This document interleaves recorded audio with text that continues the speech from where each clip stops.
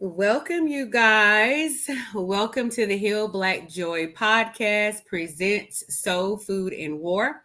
I'm Lola Troy, the host and the curator of Heal Black Joy, the learning platform for our community to heal our Black joy with tangible and attainable programs for the mind, body, soul, relationships, and businesses. And in tonight's conversation, we are going to be talking about be bold, be brave, be confident in tech. My guest tonight, you guys, I'm super excited about talking to her, is Jennifer Jones. She is a Google recruiter by day and a podcast host on the Jennuine Life Podcast by night. She's originally from New Jersey, now residing in the ATL. She loves to bring the positive vibes and fresh perspectives on how to live a fearless and genuine life. I'm going to bring her in. Hey, my lady. How are you? I'm good. How are you? Honored to be here. I'm so pumped to have you here. Oh, good. Me too. I'm super excited about having this conversation, and I'm more excited about having this conversation with you, particularly because one thing about it is you certainly live a bold and brave and confident life, and you do it unapologetically, which I absolutely love. And I think we should probably discuss how we met first. Yes. So I would love to. First of all, thank you for allowing me to be on the show today. I'm just honored to have this conversation with you. Absolutely. But I don't believe anything ever happens by mistake. And so someone actually gifted tickets to that dinner where we met, which is where we went to visit with Mia Ray. It was a night with Mia Ray and a dinner, and someone had gifted those tickets to me. And that is how we met and have kept in touch since, via social media. I'm just so excited about where this is, how we're here today. Oh my God. And then when we had our first conversation, I think we sat down and we just chopped it up like two girlfriends who had known each other for years. We have very similar stories, very similar journeys when it comes to how we were raised, how we grew up, some of the pitfalls that we both experienced in our life, right? I'm telling you, it was absolutely insane. So I'm so excited about having a conversation with you. But how about this? Yeah. I don't want to jump right into tech because I think it's super important for us to go from the beginning. Everyone doesn't have that cookie cutter story of graduating from high school, going to college, or going to the service. Some kids are bypassing these steps. Hint, hint, my child is doing that right now. Yep. Right out into the workforce. The belief is that it's hard, difficult, taking the long way. I mean, we've heard I'm sure you heard every single particular thing that people could say to you because you didn't take a conventional route. I did not.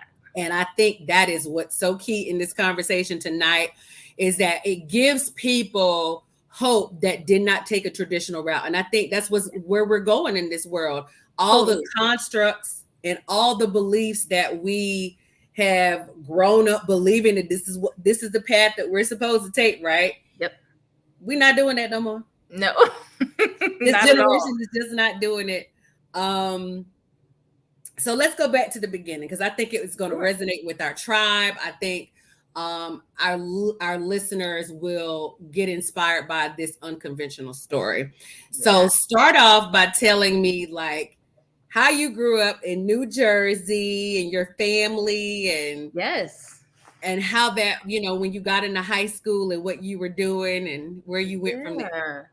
Absolutely. So I'm a Jersey girl through and through forever.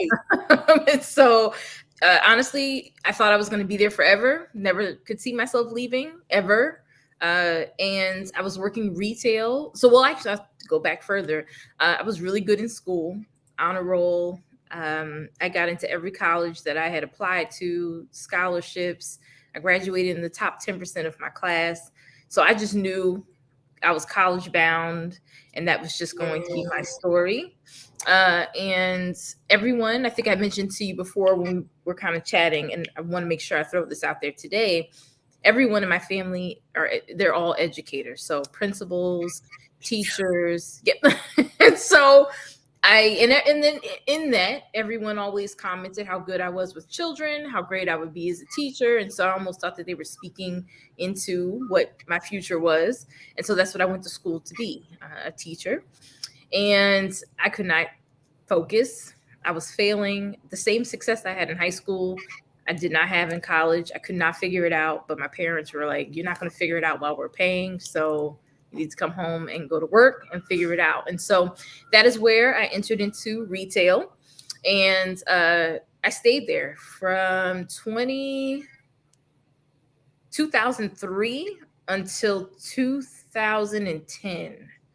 And I had kind of worked my way through many malls in New Jersey as a sales associate, and then eventually ending my career in retail as an assistant manager. And, that's really kind of where that part of my life ended. And then I was hit with a layoff. I had never been laid off. I had never been out of work before at that point. I had also was going through a divorce at the same time, had no clue who Jennifer was. And it was just a very, very dark time for me. Okay. Very tough. Many nights where I'm deciding between gas and food, or I remember one time my car breaking down on the highway, and I literally just pulled over and I was crying. Like there was just, I was over it. It seemed like everything wrong was happening. At one point I was working 3 jobs, I was making bracelets, I was selling stuff on Etsy and just trying to come up with any kind of income. And things kind of changed for me. I had been pushing my resume out to anybody who would take it. And it landed on the desk of a recruiter who worked at Adecco. And she forwarded my information to a client of hers. And that's where I received my first contract role with General Electric. I was there for a little less than a year. The contract was supposed to be for almost 2 years. And so it ended, I'll never forget, the week of Thanksgiving. And then I was back to being unemployed again. And so my life completely changed because that manager from General Electric called Adecco and told them he did not want my assignment to end, but he understood that it had to, but that the first opportunity that they had, they needed to call me and put me back to work. And hold on one second, because we about to press the gas a little bit. I got to go back to when you were in college, and it's not necessarily a failure, but you were having a difficult time transitioning into what you thought was going to be your career path, right? Yep. How often do we get into these things where people tell us that, oh, you will be good at this or you will be good at that? So I totally identify with that story because when I was in high school, I was very good in math and science, right? Okay. And I went to every engineering camp. I was a part of the engineering. It was called ROCAME, Regional Council for the Advancement of Minorities in Engineering. I went to camps. I was in the club. I started off in school as an engineer. I went to school for engineering. And when I tell you, I damn near flunked out of school. Oh, trust me. My mother was like, are you kidding me? I failed. I think I was taking like 4 classes that first semester. I'd failed all three, I think all but one. And then I ended up having to go to summer school, and I took like intro to tennis. And I just wasn't feeling it, and I knew that teaching was not going to be for me. I just could not see myself doing it, but I couldn't understand where I fit in. And I did with retail. But it's so easy because when you don't know what you want to do, when you have people in your life, and no one did anything wrong, right? I think our families and friends are there to encourage us, to leverage our strengths. They saw something in me and they pushed me in the direction that they thought would be best. But I think it's so important, and I tell this to my candidates. I happen to work with a lot of students, and so sometimes we have that societal pressure, that family pressure of what they want from us. But it just wasn't filling for me at all. I could not do it. And sometimes it looks good on paper, but it doesn't resonate with your soul. Yep. And that's what it was. And that's what it is. A lot of times kids that go to college or even when they go off into military, what happens is they get into things because somebody said, hey, you're going to be good at this, you're going to be good at that. And it's not to say that they're not good at those things. Correct. However, I believe whatever your life path is, whatever your career path is, it needs to resonate within your soul. It has to. It has to. Otherwise, it kind of falls apart, right? Yep. And then you start creeping in misery, right? You're miserable doing what you're doing. You long for this different life. And I think for me, I was in a very unique position because I had no clue what I wanted to do at all. But I found my place in retail. It worked. I enjoyed fashion. I enjoyed talking to people. I enjoyed putting things together and then eventually leading teams. And so it made sense. It worked. I was making pretty good money. I was actually making at one point more than I would have as an entry-level teacher. And so I was just like, I made the right decision, you know? Right. When recruiting came along, just literally stumbled into this opportunity. A recruiter, my dog is getting ready to bark. And so I had an opportunity come along where they needed some help at a deco answering phones. Yeah. Sorry, y'all. He just wanted to say hello. I started answering phones. I started answering phones, and then because their receptionist had quit, I came in, did that for about 2 weeks, and then a recruiter quit. And instead of them looking for someone else to come in, they asked me if I would mind learning a new skill, pretty much. I said, sure. And that is where my recruiting career started. So let's go back to a point in your life where you talk about how, because everybody has those moments, and it doesn't matter when you have them, but when you hit what we call that rock bottom moment, right? When you're on that, you know, in that car and you crying out and you like, God, what is going on here? Right? Because you think, okay, I'm getting momentum. I've got this job. I'm doing well at this job. Mm-hmm. And then on top of that, now I'm going to get laid off again right before the holidays when you know I need this money. Yep. Yeah. Right? You want to talk about trust? Come on, let's talk about trust. Let's talk about trust. It is probably one of the biggest lessons I learned throughout that time, because now when anything my way comes that's a little bit difficult, I just don't fold at all. I also understand that everything now I understand. Now, if you asked me then, I would have told you different. But now I understand everything always will make sense in the end.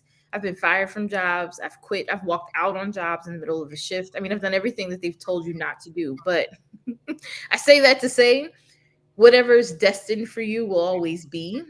Nothing stopped me from getting to where I was today. And to kind of go back to what you said earlier, I don't believe that anything easy is worth keeping.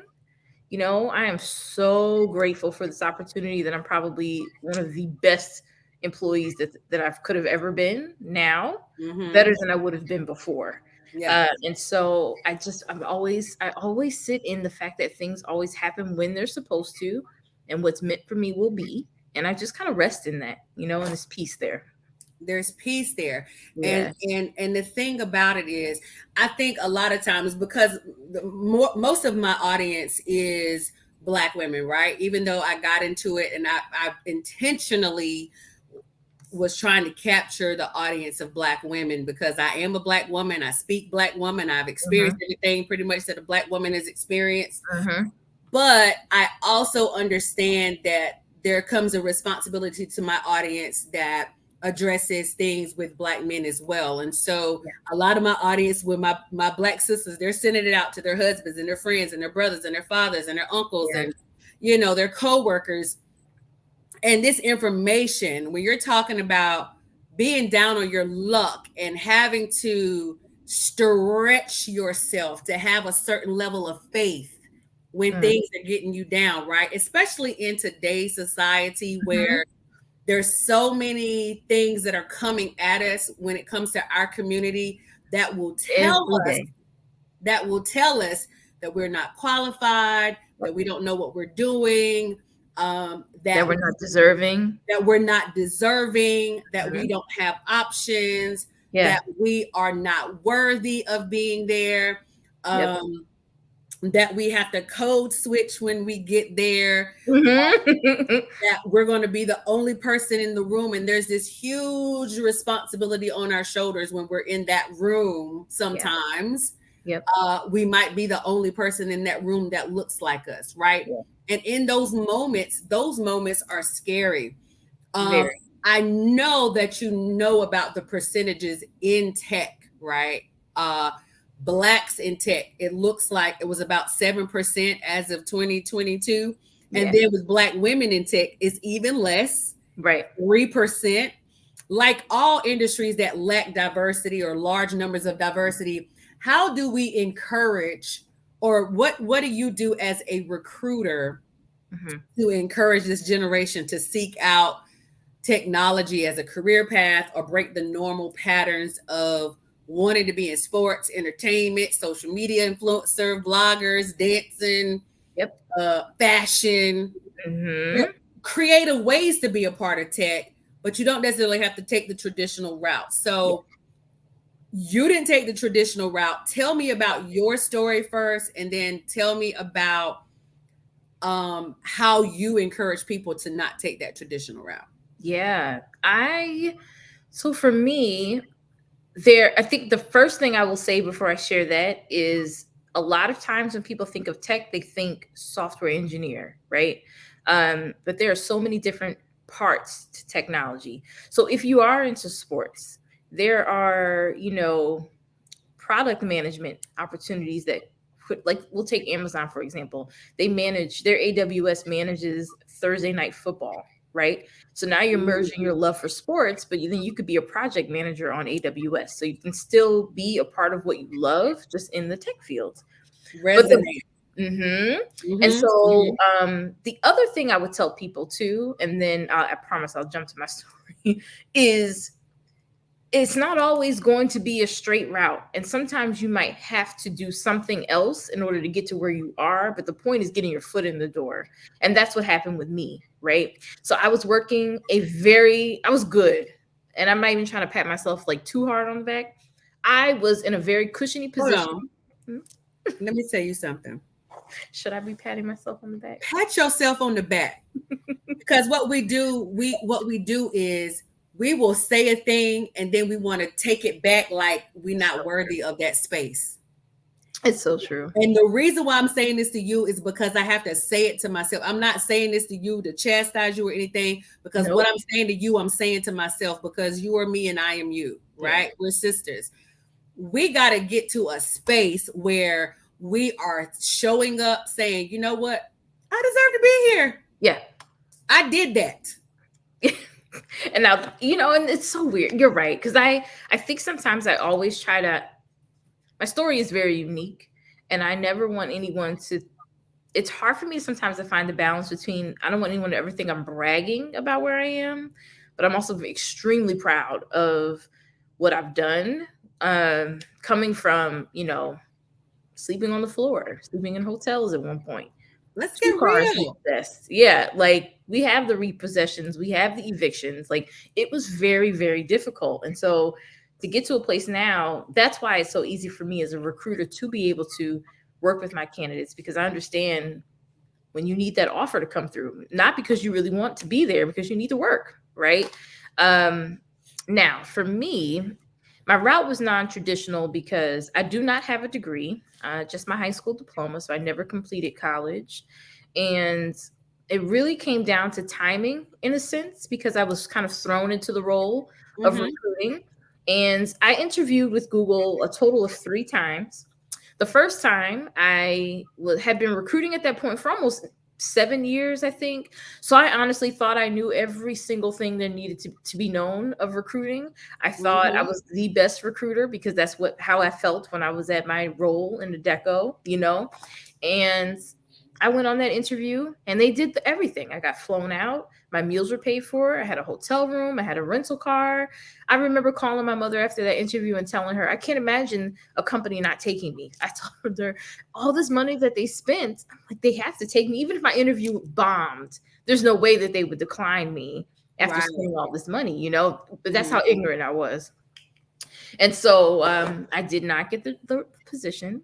It was a very painful phone call for me because I had to go back to a job that I had already kind of mentally checked out of. Mm. And it was really, and I had a taste of what tech life was, right? I mean, beyond the food and all that, it just was a cool place to be. And we're talking about Google, and I don't know if anyone is familiar with the stats here, but it's easier to get into Harvard than it is to get into Google.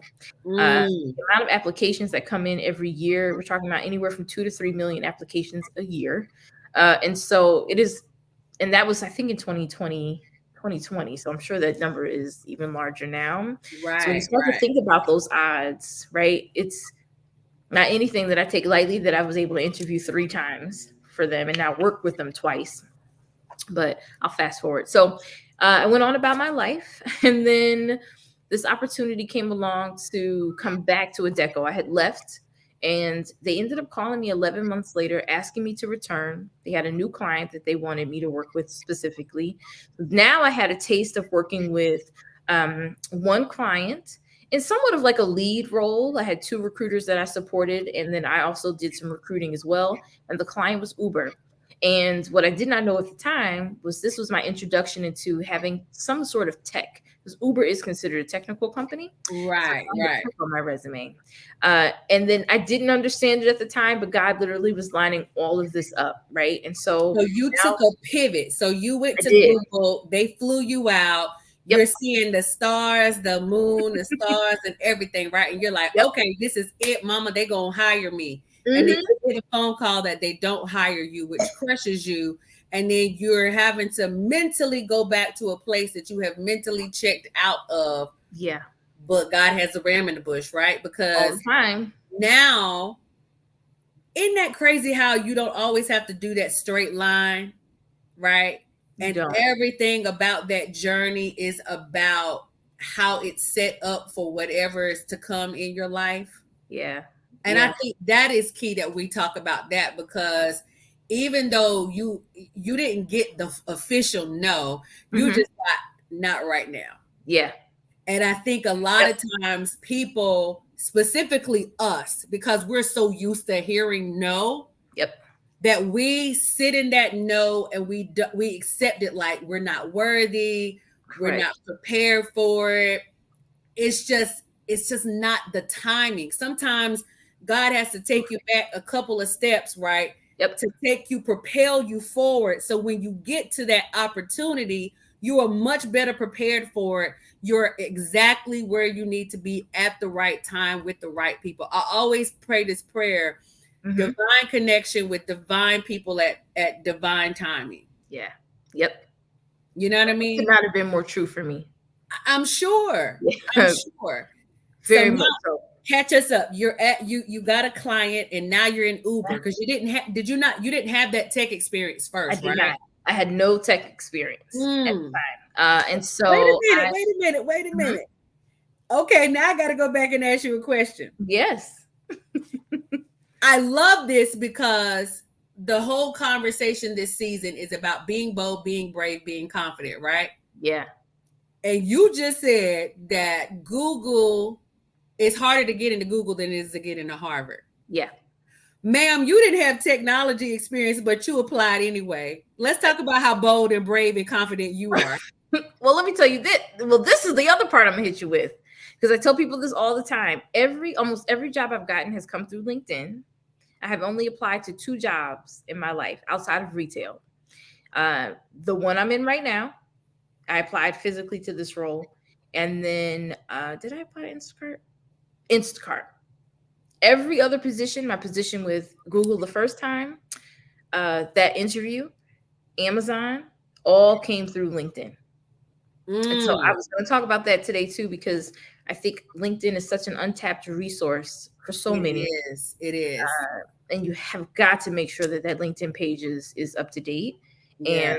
But I still walked in that Google office because, and this is where I also want to stress too, you could be really, really good at your job right now, but it's never a bad idea to continue to stretch yourself. And that was my biggest mistake when I walked into that interview. I thought I knew everything. I didn't really study. I just answered questions off the fly. And at that point, that had worked all my life, right? I kind of made it work throughout high school. I wouldn't say I cheated my way through high school, but I always thought I was super smart. So I didn't have to really read the whole book. I can skim through it and still pass the test, right? And my first like bad awakening to that was in college. That didn't work, right? You can't skip through. That's when I came back, and then retail worked, right? So I kind of learned if a customer is angry, I know a couple things I can say to diffuse the situation, right? And Google came back as you can't. I was gonna curse. Go ahead. Oh, you can't half-ass here, right? Yes. Like you're surrounded by people who are actually smarter than you. Yes. And I've never been that way before for me. So how important is it for you to not be the smartest person in the room? I love it now. So, but before it's, life is really easy when you're the only one in the room with fresh ideas, and when you're really, really smart and no one's challenging you on anything. You don't get the wide perspective of how other things can be. And I think that is what I love about where I am today, because there are so many recruiters. You'll come up with an idea and 5 other people have already thought of that already. And it forces you to think bigger. Beyond. Stretching yourself. You have to. And I do it now on my daily, Let me tell you something. I'll give you a quick story, and then I want you to go back into how you pick up the story when you got the client with Uber. Yes. So I've had many jobs in many different industries because, like you, I had been fired from a bunch of different jobs, not because I was bad at what I was doing, but because in corporate America, there wasn't enough diversity that understood what my work ethic, as well as the intimidation factor that when people don't understand you and you're a Black woman, they will say that you're intimidating. They'll use words like, you're the angry Black woman, you're intimidating, you hurt somebody's feelings, you're too much, you're too big, you're too bold, you're too loud, you're too brave. Which has been said to me. That has been said to me. Of course. I won't name where, but it has been said to me. Too much. So it's the code switch, the thing that we were talking about. We're talking about it more, I think, now in industry where Blacks and people in the community that are going into corporate America, they're saying no more. I'm no longer code switching. And code switching is when you have to basically dumb yourself down to fit in so that other groups of people of other ethnicities and races can feel comfortable with you being in that space. That's what code switching is, if you've never heard that terminology. But I was in an industry, I was in the mortgage industry at one point in time. I was a loan officer, and this broker told me, he said, let me tell you something about being the smartest person in the room or the best at what you do. He said, if I go out and I play tennis with Serena Williams, he said, if I go and play tennis with my friends, right? Because I've played tennis all of my life. I could beat everybody, playing tennis. But if I go out and I practice and spar with Serena Williams every single day for 6 months, because she's the best of the best of the best. She's the GOAT, right? What does that do for my tennis game? It stretches me. I'm the best with my friends because they can't play. But if I go out and play with someone who is 1,000 times better than me, guess what my game does? My game is now increased. My game is up. I'm learning new skills. I'm understanding something better, a concept better, and I'm playing harder and better. And then I can play people that I can actually compete with. Not necessarily saying I'm going to ever beat Serena Williams, because I'm not. Right. However, and that's not the goal, right? That is not the goal. The goal is to stretch myself beyond what I've been doing all this time, because I've been in this complacent space where I've been the best in the room. I've been the best in the group. So he always taught me that concept. And because of that, I was a sponge for everything that he taught about being a mortgage broker and learning loans. Like, I wanted to learn loans inside and out. And after being a sponge for the next 5 months, nobody in the office could beat me. I would always close more loans than everybody else because I would sit with him and listen to how he closed deals. And that's And what I makes was it scared. different. I was super scared. Now he was type A personality. I'm, this Southerner. I'm just like laid back. And he was like, look, you're not gonna be able to get on the phone with a type A personality like me and talk to them and convince a man as a woman that you want to give them this loan and why they need to pay this percentage to you because you're a loan officer. So and that's so vital. I love that, because I think two things I'm taking away from that too is, one, you have to seek it out, right? You're not always going to, when we're comfortable, we're not always going to be looking for a challenge, right? We want to stay where we are. So finding that person, that resource that can pour into you and you can learn from is so vital. But it's that ownership piece, right? What do I want from my career? How am I going to get it? Who can I trust with it? Right? Because I'm sure there were many vulnerable moments there too that you have to open. Being uncomfortable opens up the doors for vulnerability. You have to be vulnerable in order to grow. And I just feel like that, to me, that's one thing I have here. Like, I have 3 people that I reach out to that are higher level than me, who have been at Google longer than me, because I understand you don't know what you don't know. I don't know everything, right. And the end goal is to be Jennifer for a long time. And eventually, I would love to retire from there. I don't plan on leaving, but it's really finding those trusted people around you. It is. It is. And also when you're on a path, especially when you take accountability and you want it, like you said, seek it out. Yeah. You got to be coachable. Yes.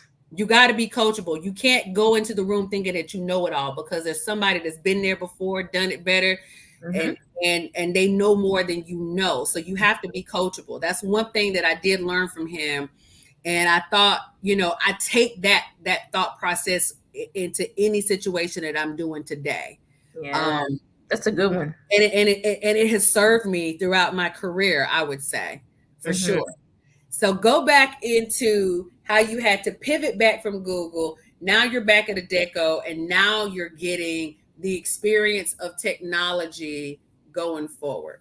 Yeah. So I was working with Uber. My role was a recruiter, but I really acted as a project manager. So I was helping manage. I don't know if you remember Uber Exchange Leasing. It was a very short program, but I was over that program. And so that's the one I worked with and got to travel a little bit, which was fun. And maybe 1 year into that role, I get a message on LinkedIn again for a contract opportunity now at Google. And this is really where I tell people everything changed for me, because sometimes you have to make a calculated strategic move in your career. It definitely was a step back for me, right? I had a full-time job with benefits. My money was decent. I mean, I wasn't complaining. And then here comes Google slipping in my DMs with a contract opportunity. But my pay would double. So my salary doubled. But I would have to leave Atlanta. I think I had to leave in like 2 weeks. And I had a big decision to make, to move to Texas, which is to Austin. I had never been there. I had been there when I was a kid, but I don't count it because I was so small. I don't remember anything about it. And so I made the decision. So I ended up interviewing. And another thing that I tell people, to kind of answer your initial question in the beginning, how do we get more people of color into tech? A lot of times the best pathway is the contract route. I tell a lot of people to do that if you can, because you get some insight into the company as well, right? Google may be on your dream list, but you might get there and you hate it, right? It's not for everyone. And so that's why I love contract, because you get to taste a little bit of what it's like to work there. I ended up getting the job. And so I packed up, moved to Texas in 2 weeks, and worked with Google Cloud and are supporting our data centers as well in a contract role. My contract was good for 1 year. They ended up extending it another, but I did not convert to a full-time employee in that second year. And Google has a rule, you can only contract for 2 years. Okay. And so I knew that I could not, you could contract for 2 years and you have to take a break, and you can come back for 1 more year, but you cannot contract more than 3 there. Got it. So And let me ask so, you a question before when you're talking about taking that step. So you had a full-time job, making decent money. You're getting a little bit of, getting a little bit of technology experience under your belt. And here comes Google calling. Yeah. Came on back in the DMs. Hey, boo. What is that? Hey, big head. Hey, big head. That's exactly what they did. Yeah. And it's Hey, so big weird head. because I initially declined the message Mm. because I didn't want to put myself through it again. I don't know if anyone's ever interviewed for Google before, but it's a very emotional process. We are one of the companies known for having a very long, lengthy interview process. And so I was like, I'm not putting myself through that again. It hurt when I didn't get the job the first time. And I'm just so grateful for that recruiter. She said, well, this is different. We don't count the first interview. This is completely different. It's a different team.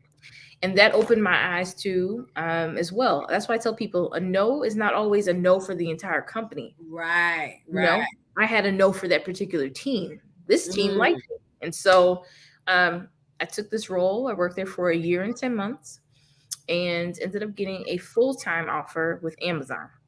And so I packed up, moved to Seattle for that position. And I did not like it at all. Didn't like Amazon. Wasn't crazy about Seattle. It was cool, but I felt like I had to pick a struggle. So I couldn't not like where I lived, nor like where I worked. Your job. Okay, let's talk about something for a second, because in this time frame where you going back to Adecco, going to Google, and you've done this contract work, right? First of all, we got to talk about the risk. Yeah. Right? Because a lot of times people don't like taking the risk. They don't like to pivot. And what I'm seeing in this conversation is you don't have a problem pivoting. You don't have a problem taking that risk, right? No. Calculated though. Calculated risk. I want to say that, yeah, because I knew once Google was on my resume, I knew no matter what, my life would never be the same. Let me tell you about my calculated risk, and then we'll get into how we in our community, how a lot of times we get scared and we will stay somewhere too long. My girlfriend says when God has left the room or God has left the building, you have checked out. It is not working. You don't like it. It's a struggle. It's a mental struggle each and every day. Yeah. But people will stay in situations, jobs, relationships, absolutely will, school longer than they should because they don't think they have options, right? Yep. And the beauty and the momentum of pivoting is that God will propel you into something that's so much greater than what you did if you stayed. Yep.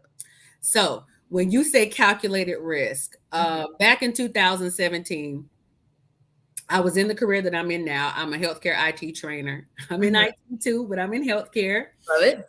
And I was working. I was doing a project here in Atlanta. I'm not going to name the hospital. Big hospital organization. And I was at the top of. I was a lead trainer on a big major project. It crushed numbers in the history of the hospital organization. And it was my first time as a lead trainer. The person that trained me, my mentor, left because she wanted to take care of her parents as they got older. So she left, and she didn't tell me that she told our boss, hey, you need to make Lola a lead trainer. Right. And I thought it was, I get called into this office and he's like, hey, your mentor is wanting to leave you a little gift. I'm like, what do you mean you want to leave me a little gift? And he's like, yeah, she wants you to lead the next 3 projects. What do you mean the next 3 projects? She's not here. I don't know what I'm doing. I've never done this before. What do you mean? Right? So I have to shout out my dad, because sometimes when you don't see, especially when you don't feel like you are qualified for the position, sometimes you just need a nudge. You need a reminder. You do. Because I would be in key conversations with folk that I almost felt like they were ignoring me in the conversation. But the conversation, the information that I was given in the conversation was pivotal and necessary for people to listen to, and they were not listening to me. See? To the point that I would say in the conversation, am I on mute? Yep. Am I on mute? I know about this too. So well. Oh, so well. And I remember calling my dad and I was like, Daddy, I'm crying. I'm all upset. And I'm like, Dad, they're not listening to me. And this is my first project. And I can't fail at this. I'm giving him the whole spiel. I'm giving him the baby girl. I need to come home and sit. I need you to comfort me because I am done. And it was emotional. And my dad was like, let me remind you who you are. Wow. Right? I convo with my dad too. What? This is amazing. Sometimes you just need that person to affirm you that really knows you for who you are. Yep. And to put a mirror and remind you, put a mirror up to you and say, let me remind you who you are. Yes. It's so important. It's so important. He gave me that pep talk.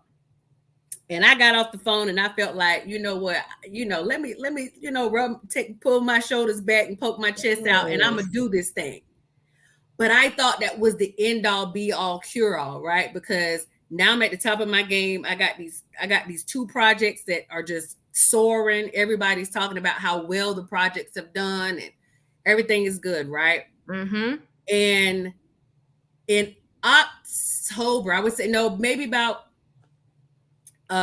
say about maybe July, August of 2017. I get a phone call from a recruiter from LinkedIn, like you said. Telling you. He was like, Lola, I want to interview you for Northwestern. I'm like, Northwestern? That was going to take me away from my child for a few months, right? And she was in middle school. And I was like, I don't know how I'm going to do this, but I'm going to do this interview. But as I was on the phone talking to him, he said, hold on for a second. His training manager called him and said, hey, we just landed Mayo Clinic. And Mayo Clinic is the #1 hospital in the world. Big. Okay. And he said, and I don't even know why, for whatever reason, the training manager said, who are you on the phone with? He said, I'm on the phone, but she has an interview this afternoon for Northwestern. She was like, well, put me on the phone with her. I want to talk to her. And she asked me, she said, have you ever worked with providers? What is your temperament with providers? I said, oh, they're like big babies. They're like kindergartners. I said, you give them what they want. And I was just joking, right? I didn't know this was going to be my interview. And she said, okay. And she started laughing and it was so nice to meet you, Lola. Got off the phone. He calls me back. He said, Lola, I'm going to cancel your interview. My training manager wants you to go to Mayo Clinic. And when you talk about calculated risk, this project was almost 2.5, 3 years. And this is a crucial time of my daughter being in middle school. And I got to separate myself from her. I got to go to negative 25-degree weather. I'm going somewhere where nobody looks like me. Ooh, it's tough. Listen. It's hard. It's very difficult. It's hard. But when you got something on your resume that no matter what, if you have that thing on your resume, like you got Google on your resume, there's not anybody that's not going to hire you. Ever. And that's what I kept thinking about. People thought I was crazy. They thought I was nuts. People Are thought you serious? You're leaving? Why would you do this? And then what made it extra difficult was Adecco sought me out to come back. They asked for me to come back. And one of the rules or stipulations, or actually wasn't even a bad thing. I can't think of the word, but either way, they wanted me back so bad I could name my price. And so they literally gave me everything that I wanted. And a year in, I left. And that was hard, right? Because I really enjoyed them. But I just knew I had to go. I had to go. And how did you know? What was it about it that you knew? Because I knew too. It was like, this is foreign. This is scary. It was very scary. I'm having to separate from the very thing that is the most precious thing to me. So see, yours was a little different. I'm talking about when I say stretching me to the realm of the capacity that I could think of, Jen. Yeah. I'm telling you, I was at home sometimes crying like, God, I know I need to go to do this. Mm-hmm. And I don't want to leave her, but I gotta go do this. And see, that's where I was a little bit different because it's just me and my dog. And so I only have me to think about. So for me, I measure it by peace. So if I have a peace about it, everything was working out, right? For me to leave in 2 weeks, I was able to get out of my lease without paying a penalty, which we all know is almost impossible. I ended up flying Southwest. And then I have to throw this out there too, as a contractor, they do not pay for you to reload. So now we're talking about having to completely move my entire life on my own dime and then be in the hole again. So I kind of want to take people back because I had just gotten out of my hole, right? And I knew doing this, I was going to go back to, discomfort. I slept on an air mattress for almost 4 months before I was able to start getting furniture in there. But I do it all over again because what I did not know then, that year and 10 months set me up for where I am today. And I didn't know it then, but when I did not convert, I moved to Amazon, did my thing, came back to Atlanta, which was a place that I said I would never come back to. This is where my divorce was. I just hated it here. I was like, I'm never moving back. I ended up coming back. And I ended up getting fired 2 weeks from Amazon after I had moved here. And I just knew I had made the biggest mistake of my life. I'm like, why did I move back here? I should have moved to Charlotte because that was top of the list. And I ended up getting a contract role at Instacart. Worked there for a little while. Did not know it at the time. So Uber was my introduction to tech. Then I was at Google's Google. Amazon was my introduction to software engineering recruiting. I had never done that before. And I had been mentored by L7, which is pretty high, like a senior software engineer. He would spend an hour to an hour and a half every day walking me through what makes a good software engineer a good software engineer. Again, not knowing it would benefit me in the long run. And then Instacart came along. It's not tech now. Instacart's still a tech company, but I was working on non-technical roles. But they were extremely high volume. I had never did that before. And I'll never forget, I was so upset one day because Instacart is a great company. I love them, but they are a lot like a startup. And I was used to working at companies that had processes in place already. So I found myself working. I'm really, really big on work-life balance, and I didn't have it there. And so I remember coming home, it was 10 o'clock at night. I just pulled it up LinkedIn, and Google had just posted a recruiter role, I think maybe 2 days before, and I applied. Fast forward to why God is so good. I applied to the role, and I had prayed before I did it. And I said, God, I'm not going to get emotionally attached, right? If this is meant for me to be there, it'll happen. If not, it's cool. It's cool. I'll be hurt, but it's cool. And 2 days later, I get a phone call from a recruiter wanting to set up a call with me. Fast forward, I go through the entire process. I make it to the on-site interviews. Remember, this is where I messed up last time. It was on a Sunday afternoon. My recruiter called me to tell me I passed those interviews. I was crying right in the middle of Publix because I knew, if anybody's familiar with the Google process, once you pass the interviews, that is the big thing. But then there's one more hurdle, and that's our hiring committee, where people who have absolutely nothing to do with your application process will take a look at how you interviewed. They look at everything, right, to determine whether or not you can get an offer. So there was one more hurdle. But what I say, the time in Austin helped, because another thing that's super helpful at Google is having internal referrals.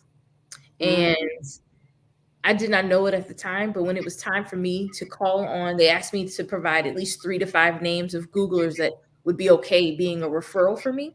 I literally had to turn Googlers away because of how many I had met in my time in Austin. They were all so willing to be a referral for me. And I mean, I was able to get so many different kinds of people because of my time in Austin. And that's why I tell people all the time, it was so uncomfortable working there for a short amount of time and then leaving. But then fast forward to when I needed all of these relationships that I had built over the course of those almost 2 years that I was there, came back full circle. They were my internal references. And so I'm there now, so I got the job. But this time I'm full time. I was able to stay in Atlanta because that was another thing. I didn't want to move again, and they were very happy to allow me to stay here. And that's why I tell people my path was very windy. It was not straight at all. But I'm not gonna cry. It literally brings me to tears when I think about it because Okay. it was just, it made no sense while I was in it. But then it just, when I tell you my eyes were so open, I'm like, that's why I trust God in everything.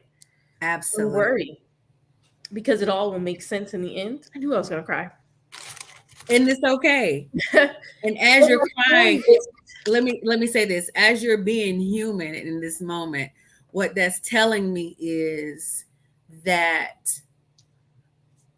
where we end up, or whatever our story is supposed to be, our lane is our lane. It doesn't matter what path we're supposed to take and how windy that path is. And I want to not only just say to encourage you in this moment, but to encourage our listeners that are listening to this live and that will listen to this later on, is that there's going to be somebody out there that is not encouraged. They're like, I don't see the light of day right now.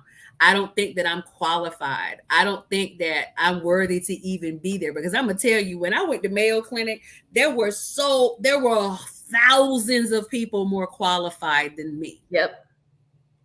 And I will tell you, and this was the largest implementation that Epic had ever done to date.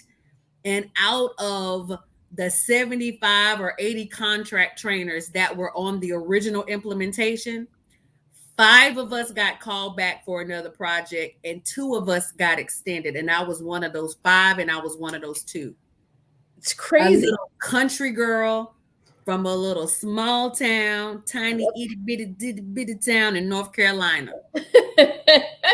That's what I try to tell people too. It's just, I am so far. I'm probably the last vision that anybody would have as to what a Google employee looks like. No.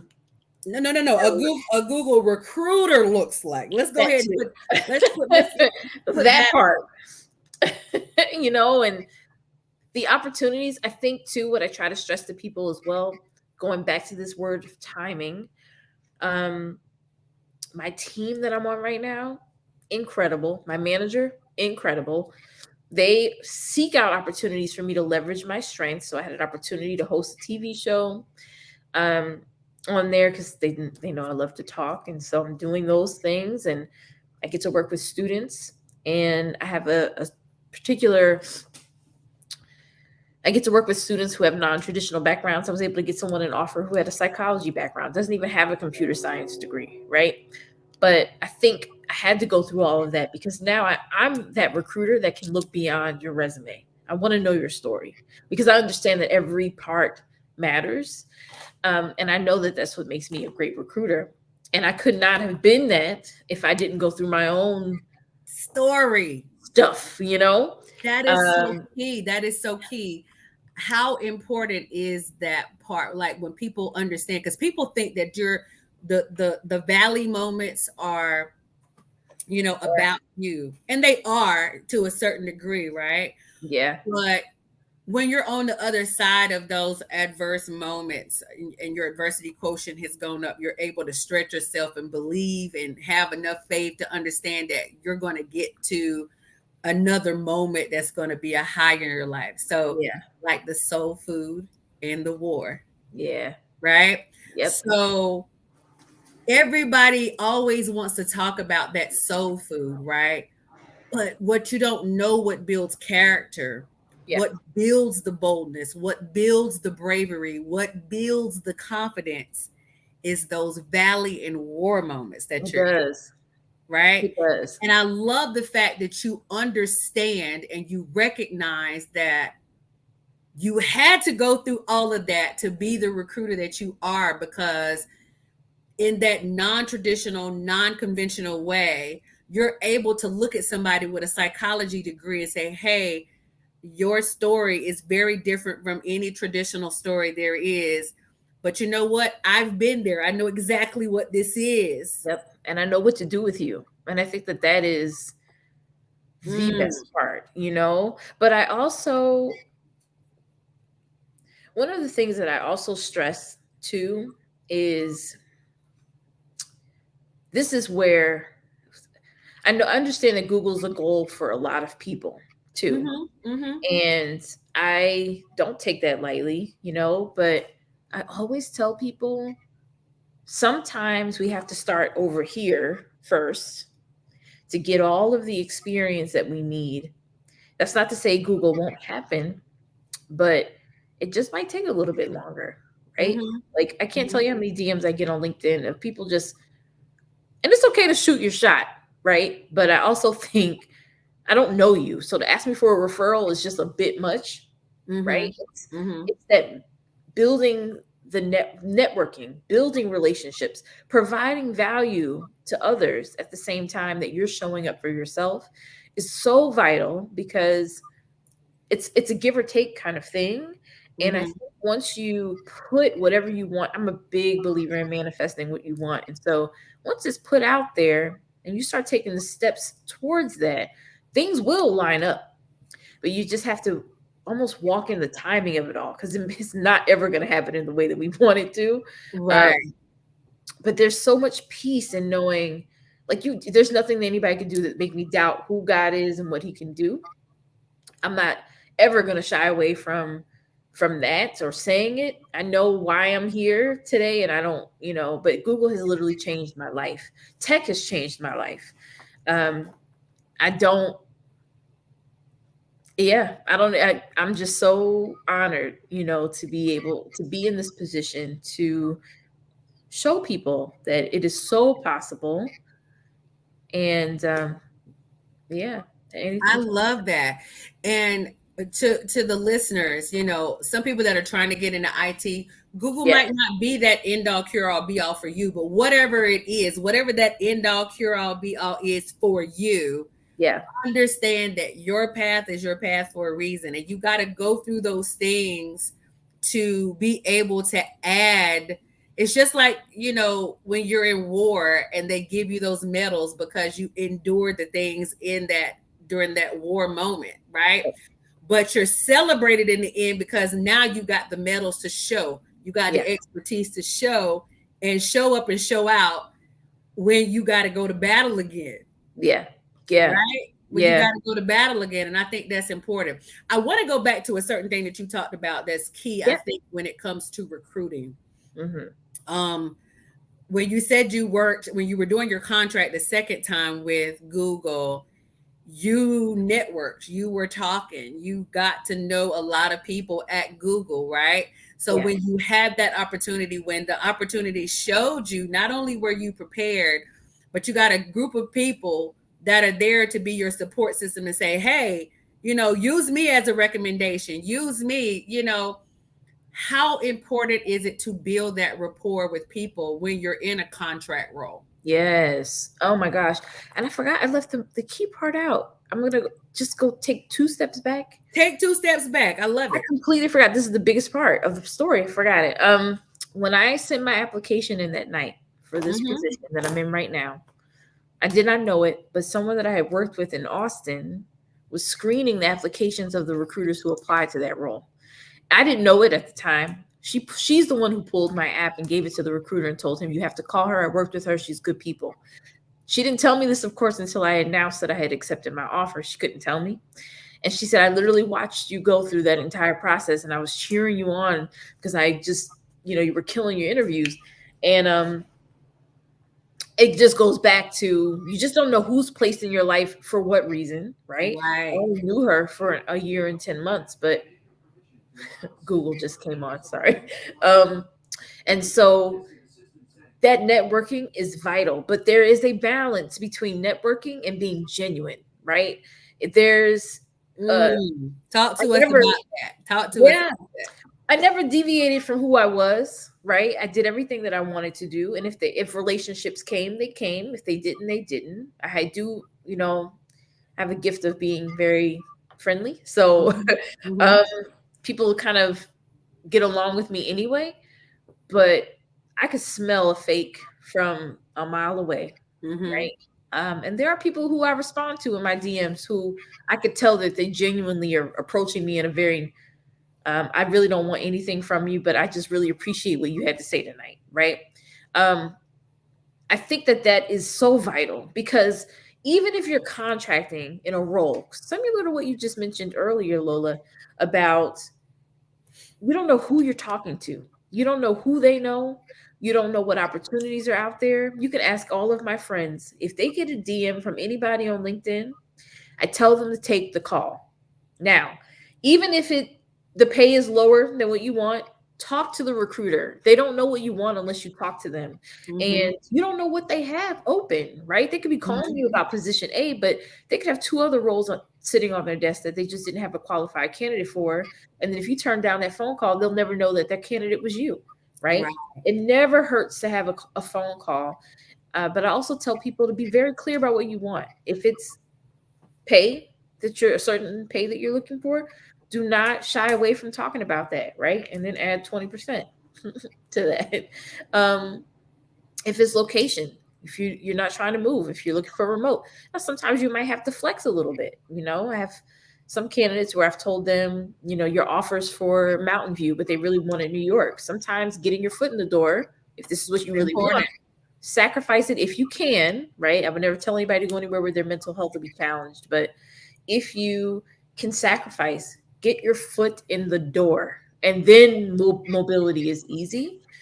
But man, you cannot go wrong. There's so many different routes. HR just happens to be the one, that opened the doors for me. Mm-hmm.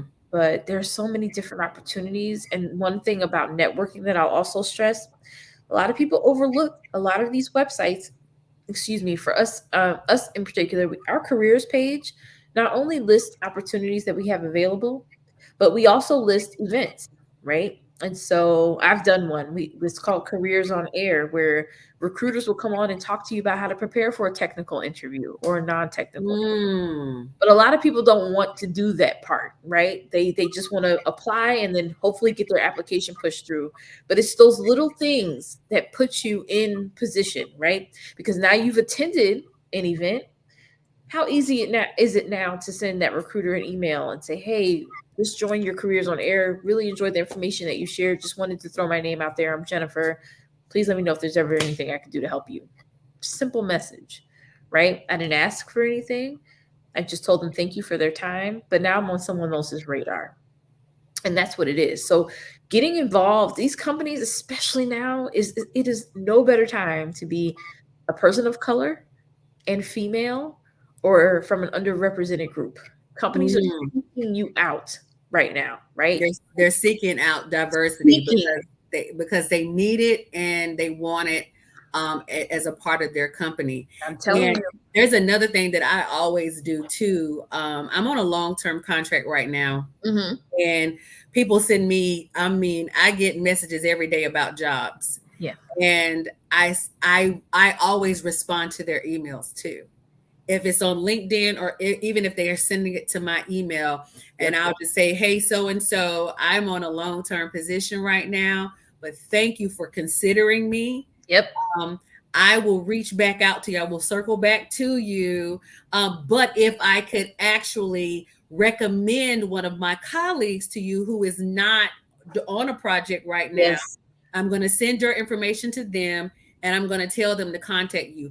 I've gotten several of my friends hired just by somebody reaching out to me about a I'm position telling you. that I am in, that I can't take at the And let's time. go back to that, right? Let's go back to, because you brought this up before, and I think it's such a common thread in everything that we've talked about tonight is who's around you, right? Who's speaking your name when you're not in the room? I can't tell you how many times. Perfect example is this young lady who forwarded my resume, pulled it out of the pile, just forward it to a recruiter. People are speaking your name in rooms that you're not in. Those are the people that you need around you. Mhm. Mentors that are pouring into you, with their time, but not feeling any kind of pressure to show up any differently than who you are, being vulnerable. having your father, your mom, your sister, your aunts, your uncles, who is around you that is encouraging you to keep going and pouring into you, but also saying your name in rooms that you're not in. And I think that that is vital to growing, networking, and finding the right jobs that you want. You just made me remember something. I Mm-hmm. remember and I can't say that it wasn't my work ethic that brought me back to Mayo, but Mm-hmm. what I can say is the recruiter that was on the original project, I was with one consulting firm, and when the second project came, there was another consulting firm that came back. Do you know that recruiter told this consulting firm, "We want her, so you need to call her." And I had never worked for this consulting firm, Telling you. but it was because I had built a rapport with that recruiter at Mayo. And to this day, she will send me permanent. Lola, don't you want to come and work for us now? We're all of our trainers are remote. Telling I, you. And it won't go away. however, my consulting money is a little bit better than that that FTE. Listen, you stay there then. That happened to me. I at the same time that I was interviewing with Google, I was interviewing with Facebook, but Facebook's role was a contract role. Google was full time. I was very open with that particular manager and told her that I really wanted to see how things panned out with Google, because obviously I'm gonna take a full time role over contract if I could. Mm-hmm. She was so patient, so kind. This is the best part. The role for Meta was a sourcer role, which is not. I hate to do like Levels. yeah, because everybody's role is vital, but in tech, I guess you could say the sourcer comes before the recruiter. So typically when you get a message from someone on LinkedIn, it's usually a sourcer. So Got like it. they're the ones bringing the talent to the recruiters, if you Yeah, see. yeah, yeah. Mm-hmm, mm-hmm. And so that was the role that I applied, interviewed for Meta. I ended up getting that role and Facebook, Google. So took the Google role. This manager from Meta and I connected very well. Like I would work for her any day of the week to this day. 1 year to the day, she reaches out to me on LinkedIn and asked me if I'd be interested in a position. She has a lead role. So now we're going from a sourcer to a people manager on her team. And it goes to show again, whatever's meant for you will be. People recognize you. The right people will honor your talents, your strengths, and they will leverage them. I did not have any experience managing recruiters outside of the little bit that I did with Uber in my retail experience. But she backed me up from the beginning of the process. There were recruiters who did not want to forward my application forward. She made them. And, obviously things happened and the process kind of came to an end. But it it just, I'm telling you, whatever is meant, I can't stress it enough. Like whatever has your name on it will find you. It's just that you have to be open and prepare, right? You have to stay ready, so you have to get ready. That's what my best friend tells me. I know that's right. You do. And even though I love Google, I don't plan on leaving, but I still engage on LinkedIn, right? Absolutely. Absolutely. Because you never know how time will turn or anything could happen. And you want to build those relationships so that in case something happens, like because a lot of times people are, working in a lot of different areas, a lot of different industries, and then COVID happened, and guess what happened? Yep. COVID shut me down. I was at Mayo Clinic. I was supposed to be the Mayo Clinic the end of 2020, and one day I had a job, and the next day in March I didn't. It could happen that fast. It can happen just like that. But what I will say is because I built a network and a rapport with so many different recruiters, I had that time off where I was getting my unemployment. I was getting my money from Minnesota unemployment, which was a lot higher than the state of Georgia. And I was getting that additional money that the government was giving every week. Oh, yeah. I was getting paid almost what I was normally getting paid when I was working, but I was sitting at home rocking out to D Nice every day, in club quarantine. He did hold us together. He held us together, along with Leslie Jordan, God rest his soul, Yeah. and David Arnold, God rest his soul. But because of that rapport built with people, I was down for 2 months, and I was getting unemployment, but I went right back into another contract position right after that, Yep. where I was remote.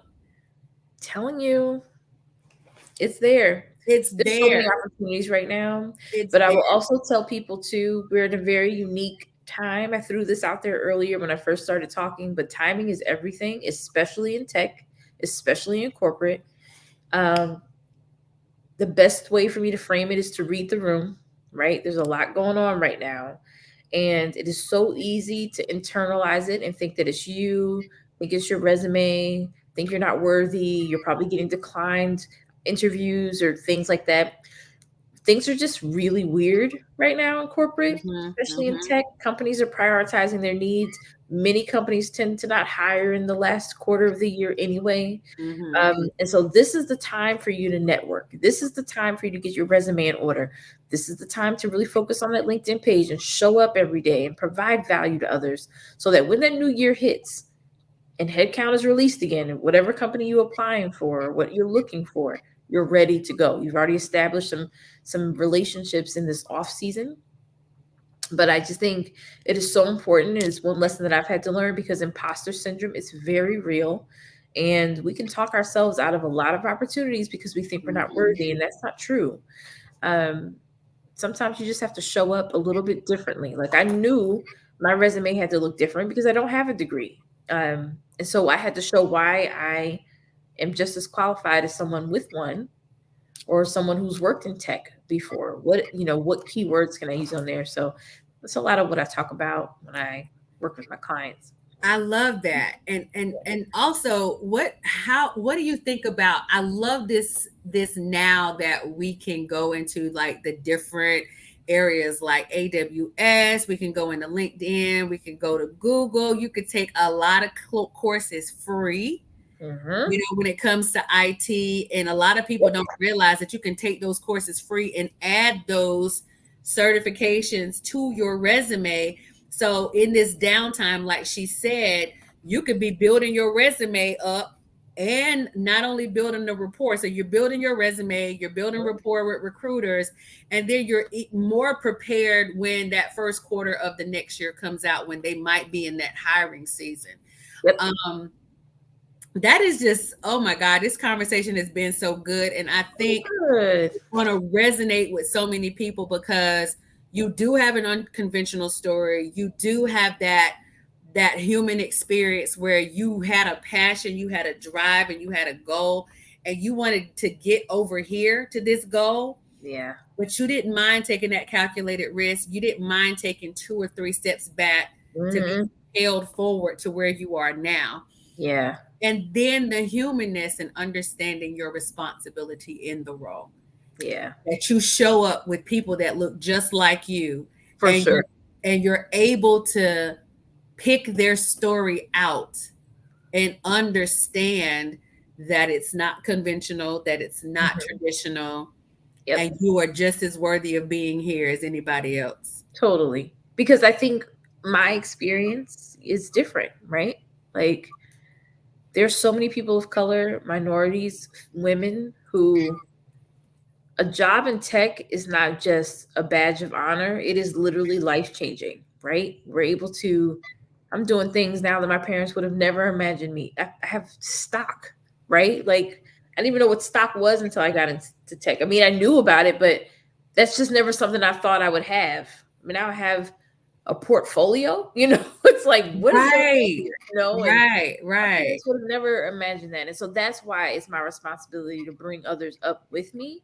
But there has to be um, that work has to be put in, right? Like you have to, and I'm not saying we're not called to struggle, right? God doesn't call us to struggle at all, which is why I think there's peace in knowing that if you are right now, there's a lesson in that and you'll come out of it. That's just a given. Um, but doing the work, and by that I mean networking, showing up to events, doing what you say you're going to do, right? If resumes are not your strength, maybe sacrificing $50 to $100, whoever charges whatever they charge, get it done professionally, get some help. um kind of taking those necessary steps and not expecting someone to do it necessarily for you. So I've had that too. Can you do my resume? No. I can walk you through how to do it, because now you'll be able to do it going forward, right? Right. So that's always been my approach, is just teaching people how to show up, tell their story authentically, and unapologetically, because I don't apologize for anything. I will show up with my long nails. I have very long weaves and braids. And I mean, you know who I am there. And so it's not, and I just refuse to go to a company that won't accept all of me. And I don't care who it is. It could be, I don't care where it is. Even if it was Google, I would leave, because it's just not, I'm not doing it ever again. I've done it before. And that's why I try to tell people, whatever you think a Google employee looks like or has to act or talk like, or the background, we don't want that. We want so many diverse perspectives. We want people who don't have degrees, who have degrees, who, whatever. We want it all. And so that's why I want people to show up authentically through their resume, so that we can understand who you are and get some insight. I'm glad you said that, where you're showing up unapologetically as yourself, because I think the generation before us didn't have the autonomy to do that. No. They had to, for the sake of being able to put food on the table and take care of their families, right? Correct. We're in a day and age now where we can make money so many different ways. We don't have to sit there and accept anything and just say, I got to dummy myself down and I got to hide who I am. Exactly. Because I remember one time my mom was like, you said that to them? Yep. She was clutching her pearls. And I said, yeah, I did, because I have the resume that I can. She said, you turned the opportunity down. Why would you turn that opportunity down? Because they're not paying me what I'm worth, Mama. Mm-hmm. And I know what I'm worth, and I ain't taking less than that. Yep. And I have no problem telling them unapologetically, thank you, but no thank you. Yeah. Especially if you're in a position where you don't have to leave. Right. And I think that that's another thing too. Really learn your limits. Sometimes it's not sometimes the timing is not right to leave. Right. And that's a bar. That's one thing I have to learn too, because I think this came with age, though. Not that I'm like super old. I feel old, but early in my career, even before recruiting came along, I left for if somebody was giving me $1 more, I was out the door. $2, I was really out the door, and I was chasing money. Yeah. And then I guess you would say my highest salary came in with Amazon.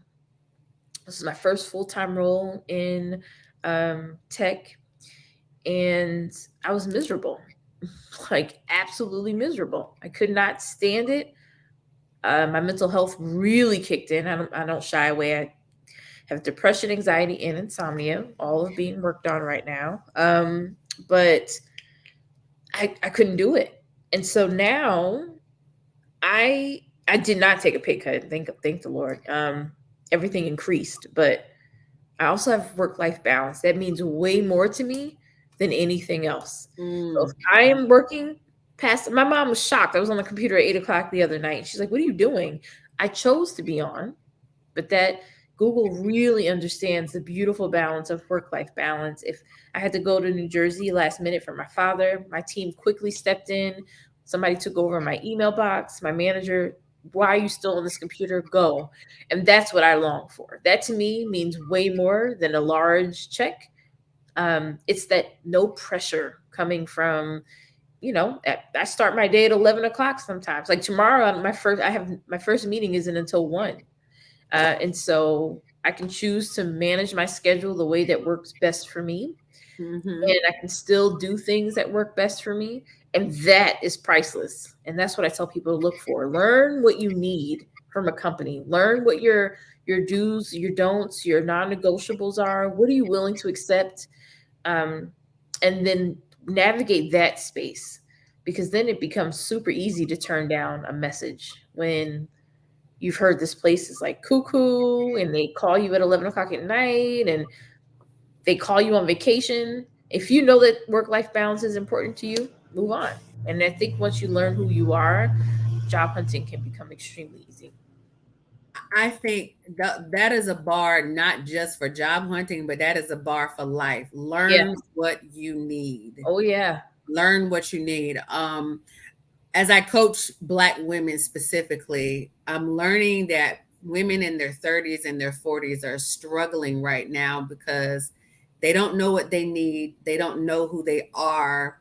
And it's because we haven't honed in on our personal identity, right?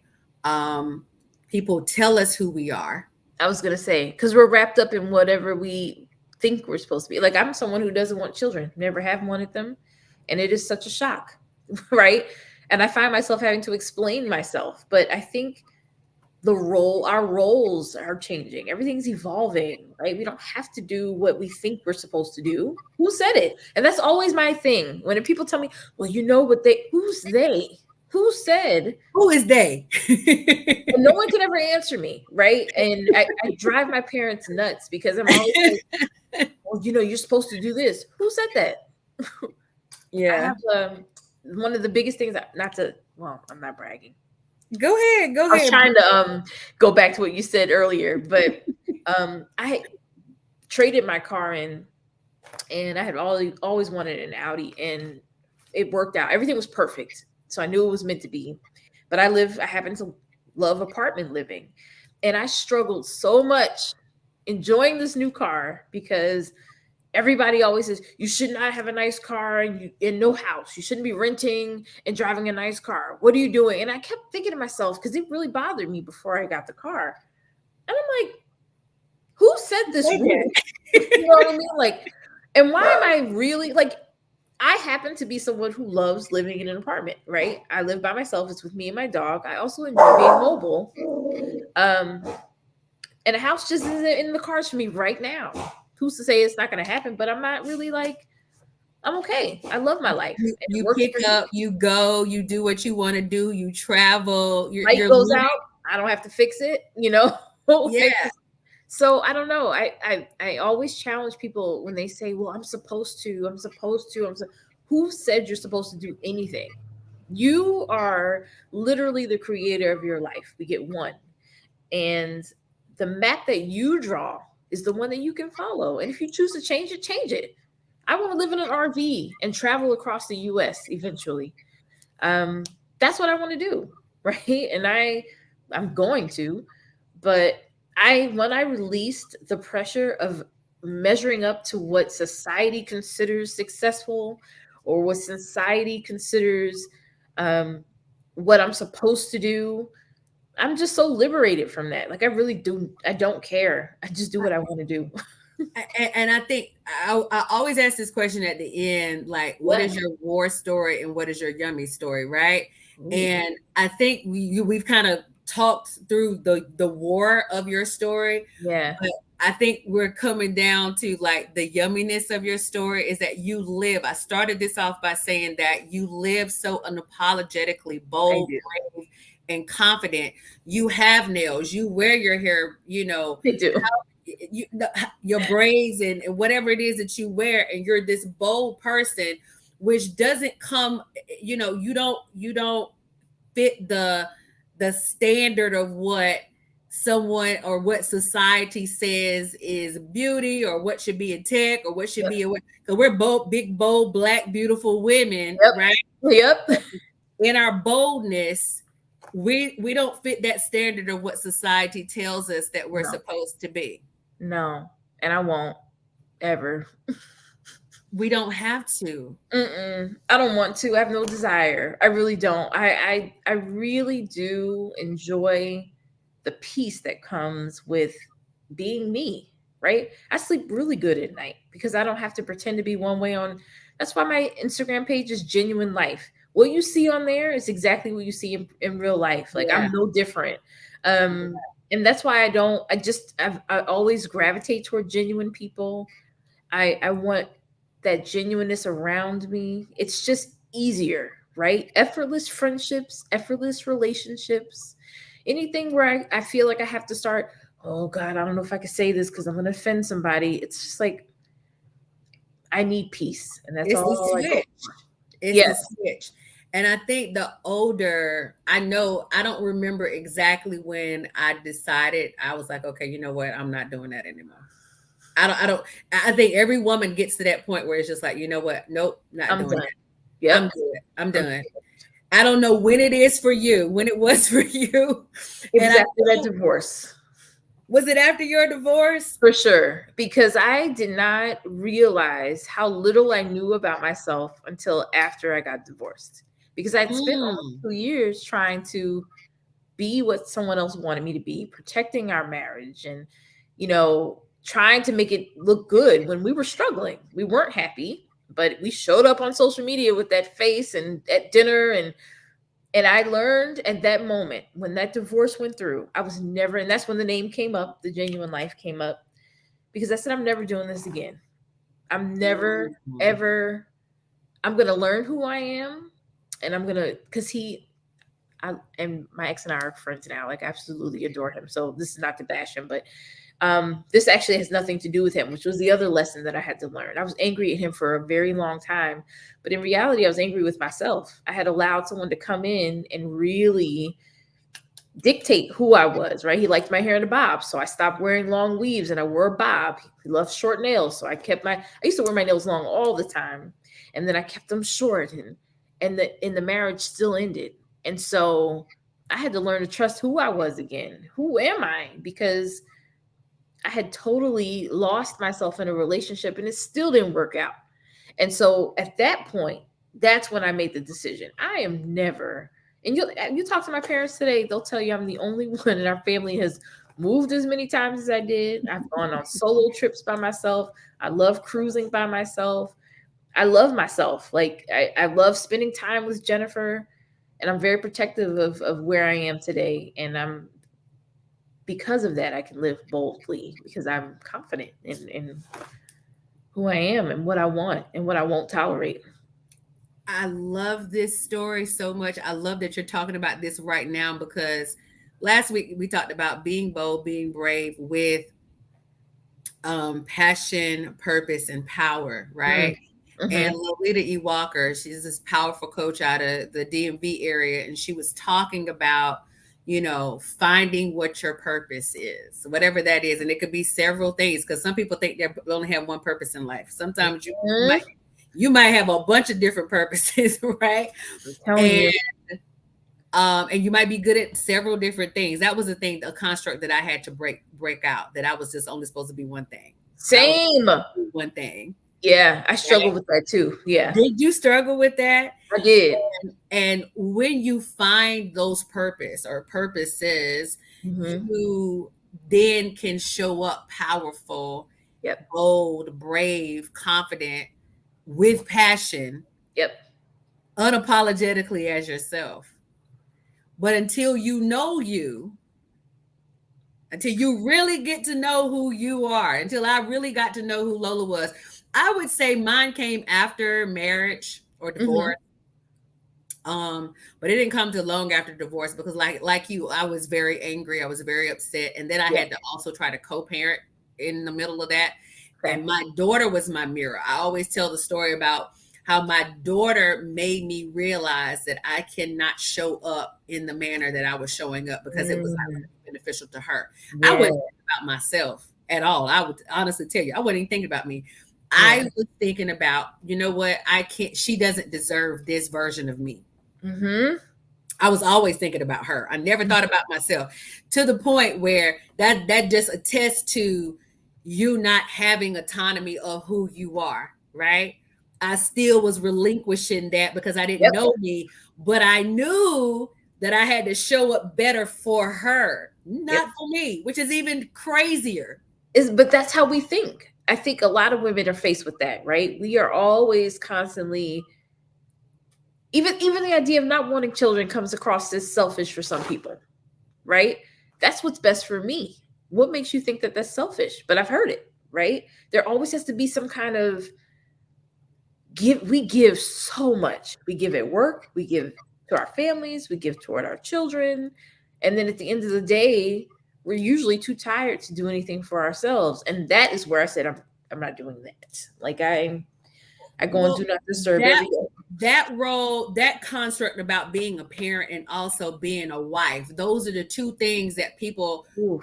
are pushing on you. Like, when are you going to get married? When are you Yeah, going to have children? Because it's not as if we are not worthy of being on the earth unless our role is that we're in juxtaposed to somebody else. Like, I gotta be married to yeah, somebody else to yep. show up. I'm only as good as being somebody's wife, and I'm True. only as good as being somebody's mother. It's so true. And that is a construct that we got to get away from, because there's Exactly. so many women right now, you guys, that are struggling with that concept. They're not in relationships, they're not dating, they're not married, and they're miserable holding on to this belief that they can't live their life and that they cannot go anywhere, do anything, or be anything unless they have a man or It's unless so they're a true. mother. It's so true.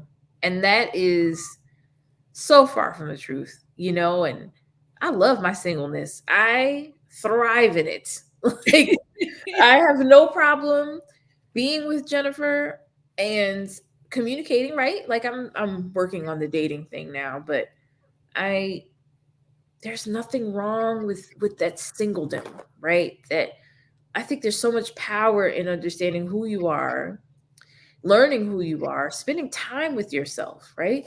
Sometimes it's just a matter of I go on do not stop disturb every night from 7 to 8 p.m. No one can get in touch with me with the exception of my parents. God forbid something's wrong.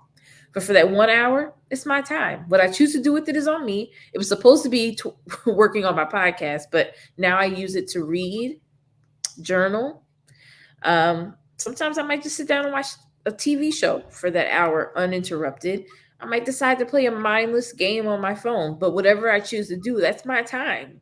And I think that that's, it all ties in eventually to personal and work, because now when I go to work, I don't shy away from anything. I'm not afraid to fail. I'm not afraid to try something different. I'm not afraid to visit places or, I'm just, we only get one life and it goes by so quickly. And I just refused to spend another day lying to myself about anything. For what? Mm, And if I want to go to Savannah, I'm going, like, or if I want to go on a cruise, I'm going. And I just do what I want to do. And same thing with work. Like, I go in, I do what's best for me. I used to think I had to answer every email as soon as it came through. I had to train myself. No, 24 hours is a decent amount of time for me to get back to my candidates. It allows me to think through. I don't have to rush. And that's another thing. We keep seeing soft life, soft life, soft life on social media. I had to define what soft life meant for me. mm. That's taking my time and enjoying things as they come and living in the present moment. So, yeah. I love that. We have had, I didn't realize that we were going into this. We could talk all day because this Probably conversation, could. we really could. Yeah. This has been so yummy to me. Oh man, this has I'm been so happy yummy. to hear that. I know that it has resonated with so many people. I'm getting hearts and all Oh, kinds of good. people are just like, you know, this has just been yummy. I Tell love it. us, I say yummy, that's one of my favorite words. I love Um, it though. I might take it. take it, honey. You can take it. Tell us where we can find you on your podcast, The Genuine Life. Yes. So I'm actually going to start recording new episodes, which I'm very excited about. And being here, back to what I was saying about being careful about who you're around, like just this whole process with you and talking tonight just has me extra motivated to tap back into the stuff that I love too. So thank you. Oh, you're welcome. But yeah, so I have a podcast called the Jennuine Life Podcast. There is no special topic. It's just all positive vibes. Sometimes I come on and just tell some of my business and what I've learned. I do bring guests on the show as well. They're all usually people with stories that come Mhm. on and just try to show you some different perspectives. And then my handle is the same across all social media. So Jennuine Life. It's my Okay. name spelled like genuine and then life. Yep. Yeah, that's it. Yep. Um, so yeah, that's me. I love it. I do. Everybody tune in. Everybody Yes. look for the Jennuine Life podcast.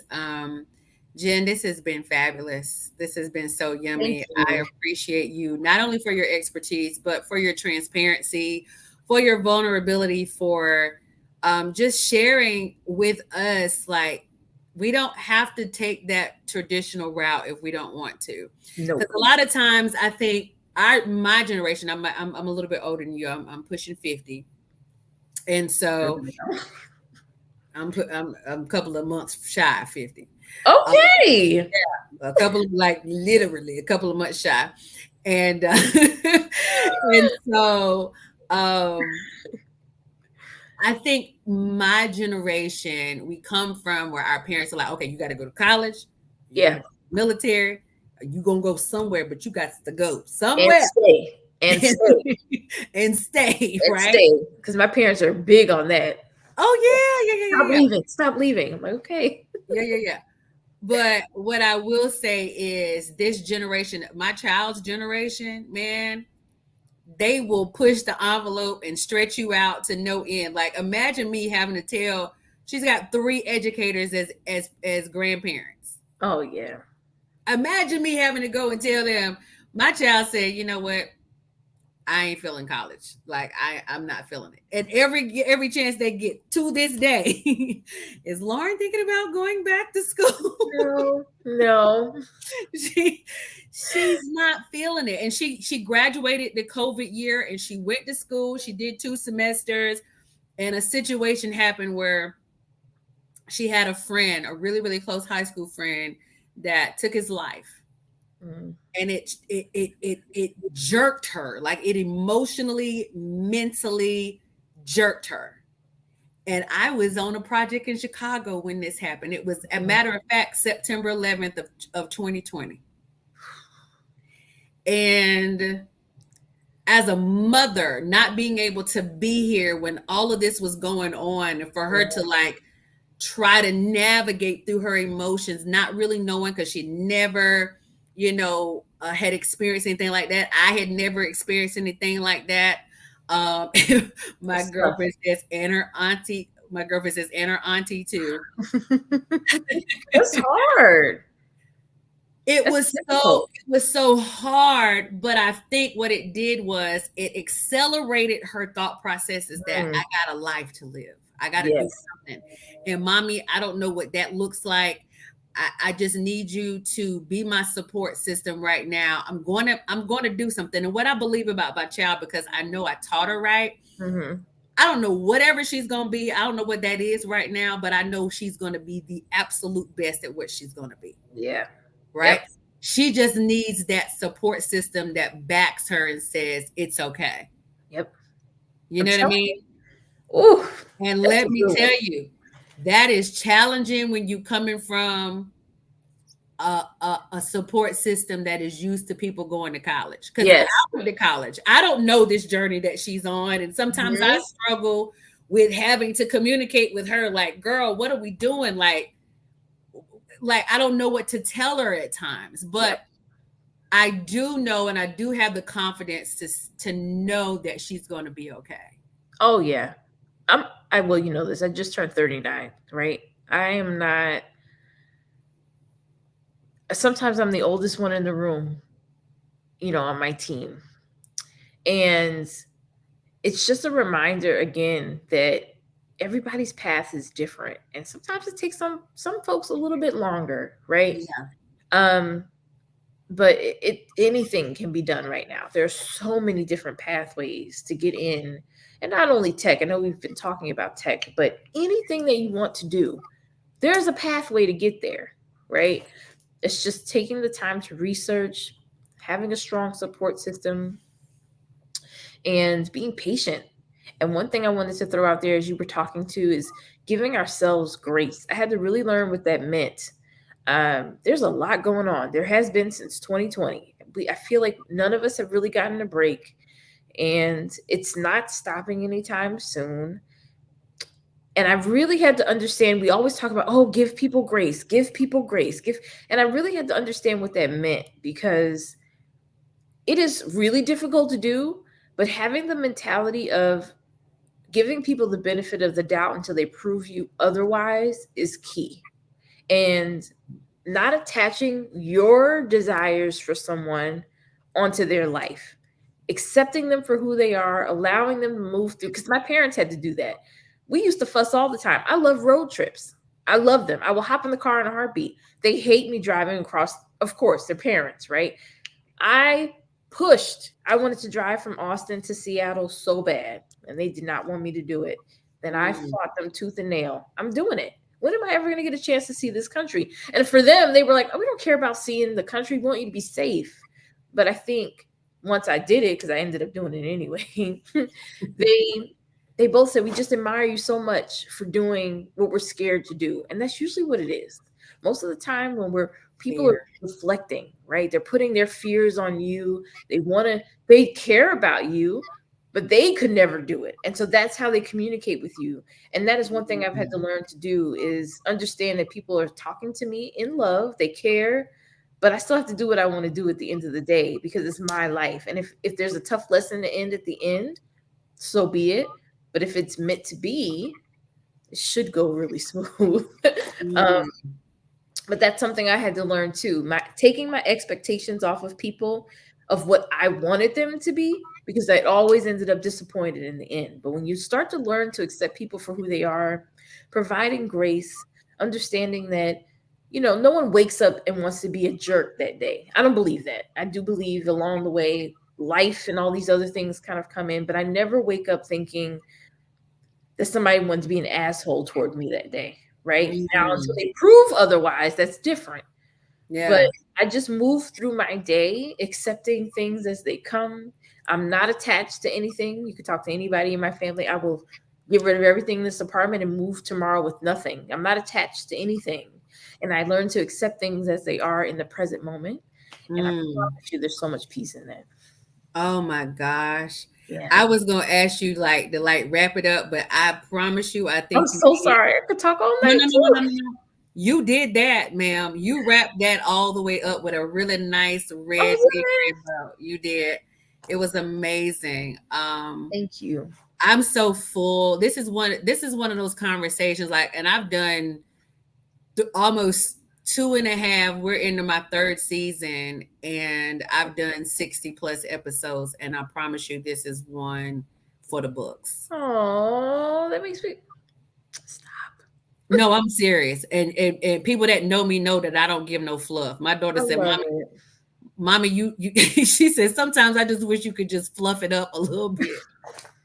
I don't fluff it up. Thank you. I don't fluff it up. I think there's going to be somebody out there that needs to hear this story. And I think what they're going to see in you, they're going to see themselves. And I think they're going to see that it's okay to be them. And I think that they're going to also know that they're worthy of being in that room and in that space. Totally. And show up unapologetically as themselves and not be consumed by imposter syndrome. Yeah. And be able to be bold, be brave, and be confident in whatever area, whether it's tech or fashion or whatever area that is for them.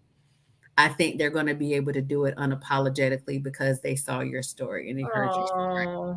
Thank you. I appreciate that. I hope so. Absolutely. Renee said, definitely the conversation just flowed throughout the night. Absolutely. Vanessa said, I love this. There's so many people that enjoy this session. So many people that are just coming on that are really, really enjoying the conversation. And they will get it also on YouTube over the weekend. And then I dropped the audio for this coming season, for season 3. I'm working on all of those episodes, collecting them, and I'm going to start dropping those seasons. Okay. But I just want to thank you again, man. I'm so full. I almost want to cry because I know there's a different route and everybody doesn't take that same route. Yeah. And it resonates with me because my daughter is going through this right now. And as a parent, trying to help her navigate without me pressing upon my fears or Mhm. projected thought onto her. It's Yeah. putting me back in my place to remind myself that no, she got this Yeah. and I got her. You know what I mean? So thank you for that. You're welcome. We And had if to I can share one thing with you, and then I'll be done. sure, That's something sure. that my mom had to struggle with too. I think she had goals and ideals for us, and I had to tell her, me living this way, your daughter living the way or making the decisions that she's making speaks volumes to who you are as a parent. That she feels safe to go a route that's different from her family.